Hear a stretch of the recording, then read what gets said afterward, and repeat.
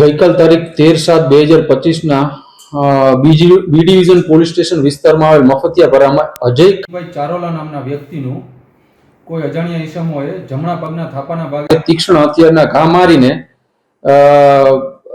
ઈજા કરેલ અને ત્યારબાદ સારવાર દરમિયાન તેમનું મૃત્યુ થયેલ હતું. બનાવની ગંભીરતાને જોઈ અને અનડિટેક્ટ મર્ડરના ગુનાને ડિટેક્ટ કરવા માટે ક્રાઇમ બ્રાન્ચની ટીમ સતત પ્રયત્નશીલ હતી. આ દરમિયાન હ્યુમન ઇન્ટેલિજન્સ અને ટેકનિકલ સર્વેલન્સની મદદથી આ ગુનાના બે આરોપી શાહરૂખ ઇકબાલ સરવદી અને અકરમ ઇસ્માઇલભાઈ સરવદીને પકડી લેવામાં આવેલ છે. હાલ આ બંને આરોપીઓને બી ડિવિઝન પોલીસ સ્ટેશન ખાતે સોંપી વધુ તપાસ તજવીજ બી ડિવિઝન પોલીસ સ્ટેશન દ્વારા કરવામાં આવશે.